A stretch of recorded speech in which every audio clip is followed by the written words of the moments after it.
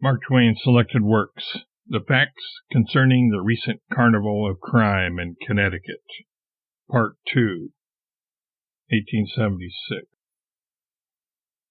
2 months ago, on a Tuesday, you woke up away in the night and fell to thinking with shame about a peculiarly mean and pitiful act of yours toward a poor ignorant Indian in the wilds of the Rocky Mountains in the winter of 1800. Stop a moment, devil. Stop. Do you mean to tell me that even my very thoughts are not hidden from you? It seems to look like that. Didn't you think the thoughts I have just mentioned? If I didn't, I wish I may never breathe again. Look here, friend. Look me in the eye. Who are you? Well, who do you think? I think you are Satan himself. I think you are the devil. Nope. No, then who can you be? Would you really like to know? Indeed I would. Well, I am your conscience. In an instant, I was in a blaze of joy and exultation. I sprang at the creature, roaring, "Curse you! I have wished 100,000,000 times that you were tangible, and that I could get my hands on your throat once. Oh, but I will wreak a deadly vengeance on folly. Lightning does not move more quickly than my conscience did.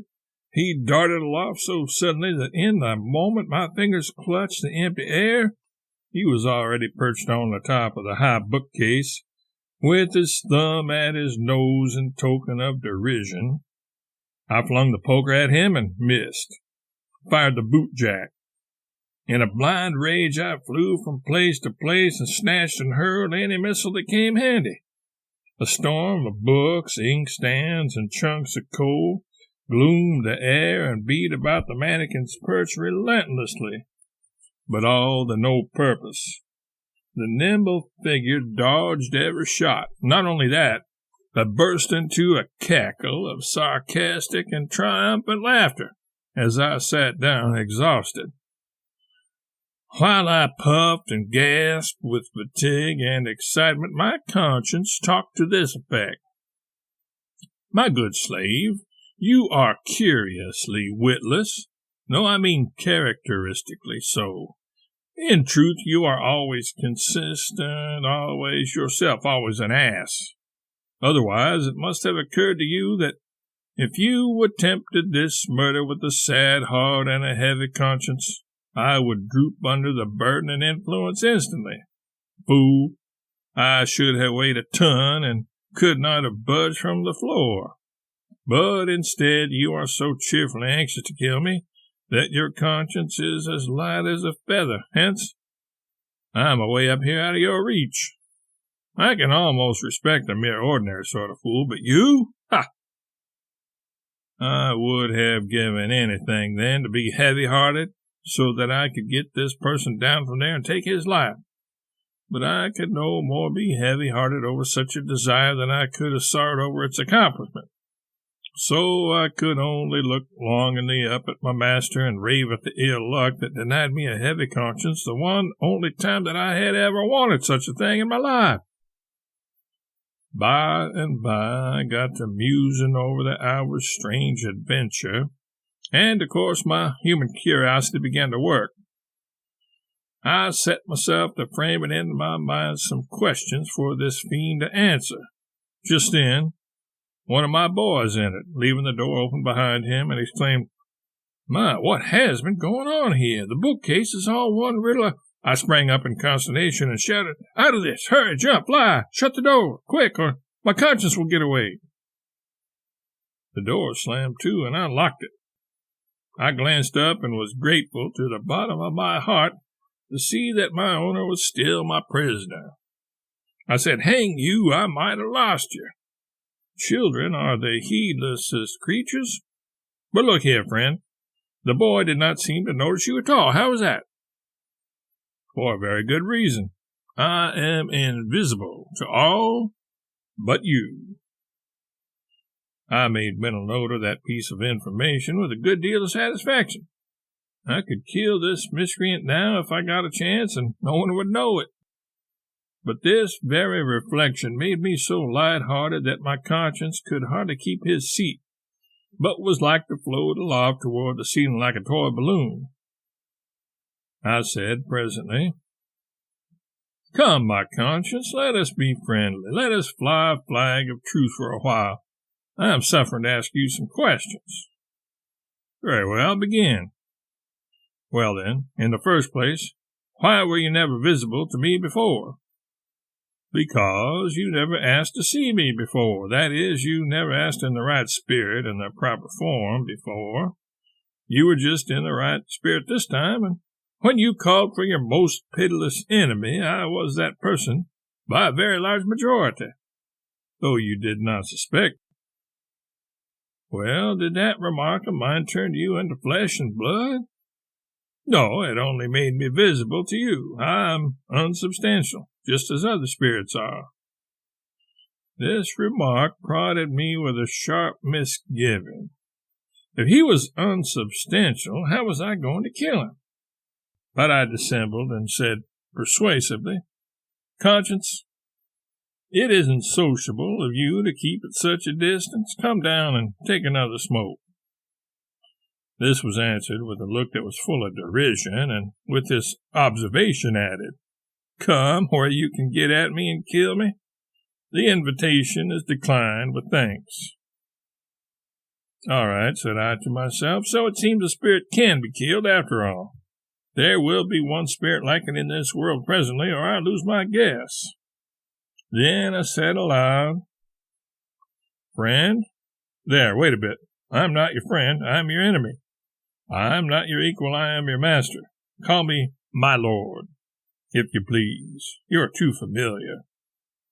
"I don't like such titles. I'm willing to call you sir. That is as far as we will have no argument about this. Just obey, that is all. Go on with your chatter." "Very well, my lord. Since nothing but my lord will suit you, I was going to ask you how long you will be visible to me. Always." I broke out with strong indignation. "This is simply an outrage. That is what I think of it. You have dogged and dogged and dogged me all the days of my life. Invisible. That was misery enough.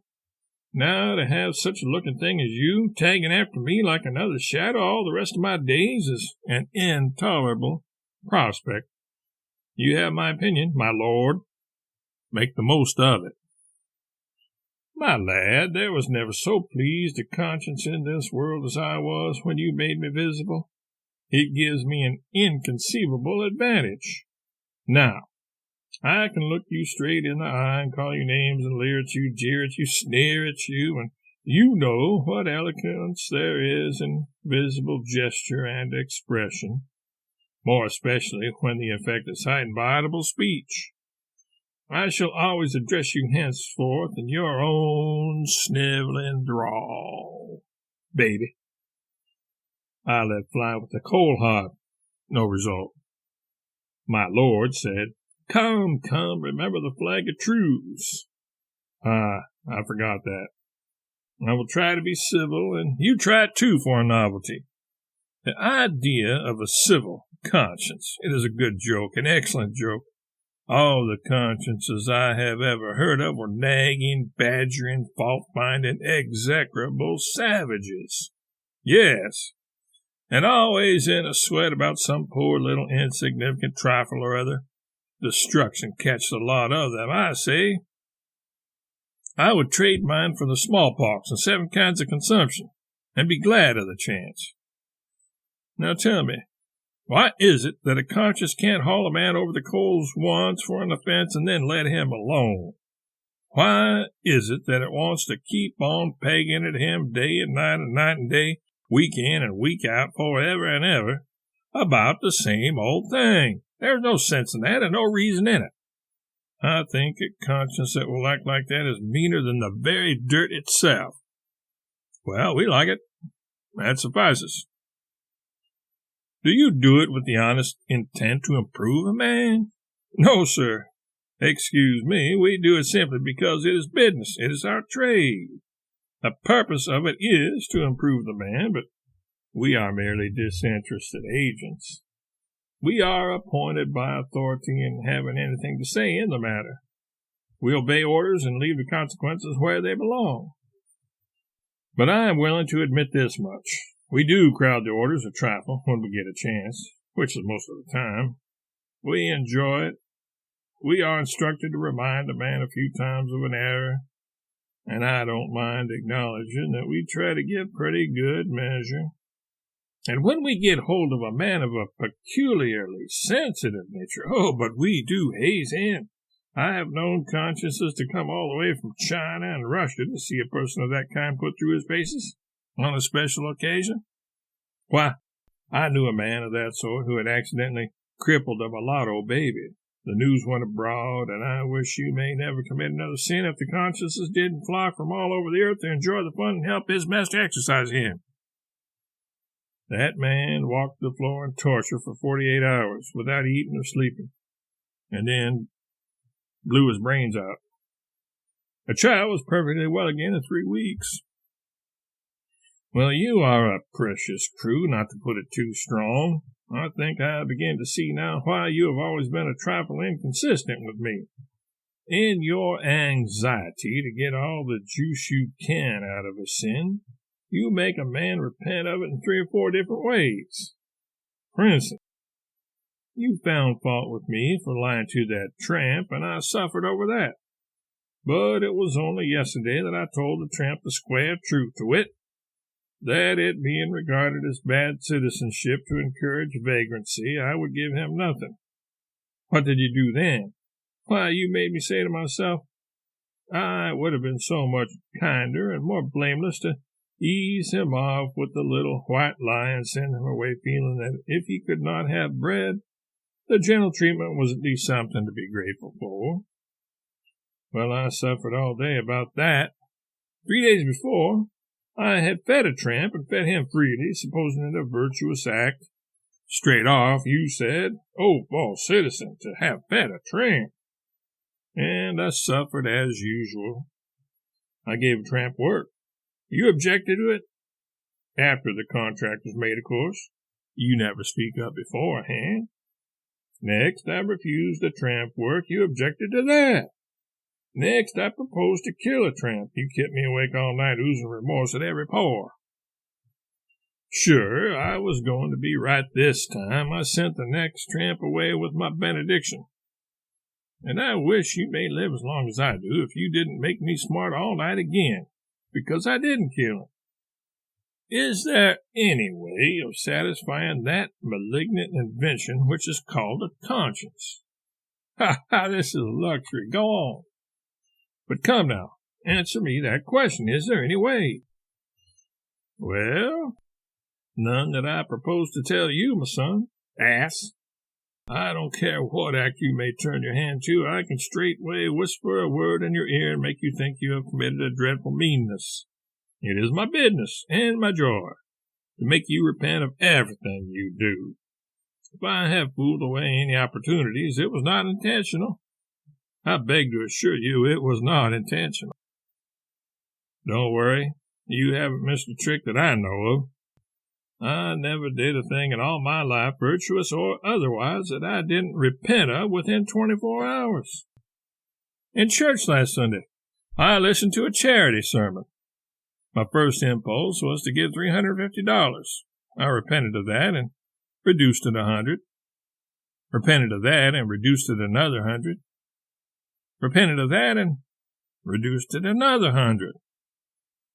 Repented of that and reduced the remaining $50 to $25. Repented of that and came down to $15.